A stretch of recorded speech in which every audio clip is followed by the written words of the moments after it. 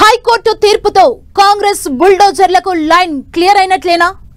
ఇప్పటికే హైదరాబాద్ వాసులను హడలెత్తిస్తున్న హైడ్రా బుల్డోజర్లు ఇప్పుడు బీఆర్ఎస్ భవన్లపైన విరుచుకుపడే అవకాశం ఉందా? కోర్టు తీర్పు నల్గొండకే పరిమితమైన మిగిలిన చోట కట్టిన అనుమతులు లేని బీఆర్ఎస్ కార్యాలయాలపైన సర్కార్ ఉక్కుపాదం మోపనుందా అనేదే ఇప్పుడు ఆసక్తికరంగా మారింది. అనుమతి లేని భవనాలను కూల్చేస్తే రాష్ట్ర వ్యాప్తంగా నేలమట్టమయ్యే అవకాశాలు ఉన్న భవనాలెన్ని? అది ఒక్క బీఆర్ఎస్ పార్టీకే పరిమితమా? మిగిలిన పార్టీ ఆఫీసులకు వర్తిస్తారా? సర్కార్ నిర్ణయం ఏంటి? కూల్చివేతల ప్రమాదం ఎదుర్కొంటున్న భవనాల లెక్క ఎంతో ఇప్పుడు చూద్దాం. నల్లగొండలో అనుమతి లేకుండా నిర్మించిన బీఆర్ఎస్ కార్యాలయాన్ని కూల్చివేయాలనే హైకోర్టు ఆదేశాలతో గులాబీ పార్టీలో అలజడి మొదలైంది. బీఆర్ఎస్ అధికారంలో ఉండగా హైదరాబాద్తో సహా రాష్ట్రంలో కొత్తగా ఏర్పాటు చేసిన 33 జిల్లాల్లో పార్టీ కార్యాలయాలను నిర్మించాలని భావించింది.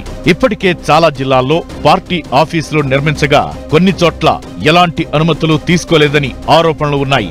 దీంతో అధికార కాంగ్రెస్ ఆయా భవనాలపై ఫోకస్ చేసింది. ముందుగా నల్గొండలో బీఆర్ఎస్ భవన్ కు అనుమతులు లేవని, ఆ భవనాలను కూల్చేయాలని 2 నెలల క్రితం రాష్ట్ర రోడ్లు భవనాల మంత్రి కోమటిరెడ్డి వెంకటరెడ్డి హుకుం జారీ చేయడంతో తేనె తుట్టె కదిలింది.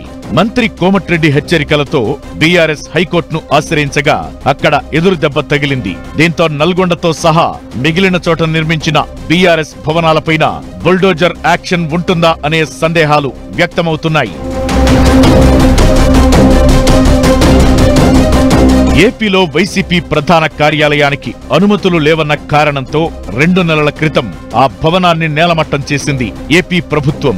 ఆ క్రమంలోనే ఇక్కడ బీఆర్ఎస్ పార్టీ కార్యాలయాలపై కాంగ్రెస్ పార్టీ ఫోకస్ చేయగా నల్గొండతో పాటు సూర్యాపేట, భువనగిరి, పెద్దపల్లి, మహబూబాబాద్, భూపాలపల్లి, హన్మకొండ, జనగామల్లో భవనాలకు అనుమతి లేదని అధికారులు గుర్తించారు. దీంతో ఆయా కార్యాలయాలకు అప్పట్లోనే నోటీసులు జారీ చేశారు. అయితే నల్గొండ భవనం విషయంపై బీఆర్ఎస్ హైకోర్టును ఆశ్రయించడంతో మిగిలిన భవనాలపైన ఇంతవరకు ఎటువంటి చర్యలు తీసుకోలేదు. ఇప్పుడు హైకోర్టు లైన్ క్లియర్ చేయడంతో నల్గొండ బీఆర్ఎస్ కార్యాలయం కూల్చివేతకు ప్రభుత్వం రంగం సిద్ధం చేస్తోందని చెబుతున్నారు. ఇదే సమయంలో మిగిలిన కార్యాలయాల వైపు బుల్డోజర్లు వెళ్లనున్నాయా అన్న చర్చ జోరుగా సాగుతోంది. తెలంగాణలోని అన్ని జిల్లాల్లో బీఆర్ఎస్ కార్యాలయాలను నిర్మించాలని భావించిన ఆ పార్టీ హైకమాండ్ 2018లో రెండోసారి అధికారంలోకొచ్చాక కొత్త జిల్లాల్లో పార్టీ కార్యాలయాలకు స్థలాలను కేటాయించింది. ప్రభుత్వం నిర్ణయించిన ధరకు స్థలాలను కొనుగోలు చేసి ఆఫీసులు నిర్మించింది. ఇప్పటికే చాలా చోట్ల పనులు పూర్తయి కార్యాలయాలు ప్రారంభమయ్యాయి. ఎక్కడో ఒకటో రెండో మాత్రమే నిర్మాణం పూర్తి కాలేదు. ఇప్పుడు అనుమతులు లేవన్న కారణంతో ఆయా కార్యాలయాలను కూల్చివేస్తే బీఆర్ఎస్ కు రాజకీయంగా దెబ్బేనన్న వ్యాఖ్యలు వినిపిస్తున్నాయి. ఇదే సమయంలో బీఆర్ఎస్ కార్యాలయాలను కూల్చివేస్తే ప్రతీకార రాజకీయాలు చేస్తోందని ప్రభుత్వంపై ఆ పార్టీ విమర్శలు గుప్పించే అవకాశాలు ఉన్నాయంటున్నారు. దీంతో ప్రభుత్వం భవనాల కూల్చివేతకే మొగ్గు చూపుతుందా, లేక రాజకీయ విమర్శలకు తావు లేకుండా ఇంకేమైనా చర్యలు తీసుకుంటుందా అన్న సందేహాలు వ్యక్తమవుతున్నాయి.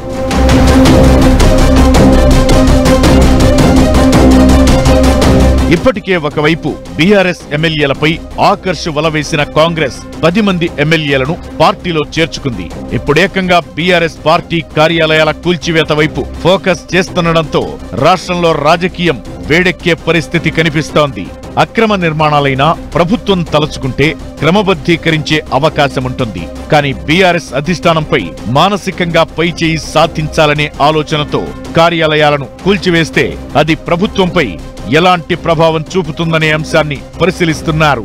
మొత్తానికి కాంగ్రెస్ బుల్డోజర్ ముందుకు కదిలే అంశంలో ఎప్పుడేం జరుగుతుందో అన్న ఉత్కంఠ మాత్రం జోరుగా సాగుతోంది.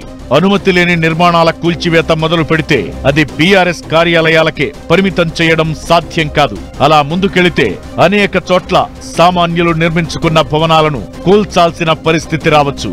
దీంతో ప్రభుత్వం ఇప్పుడేం చేయబోతోందన్నది ఆసక్తి రేపుతోంది.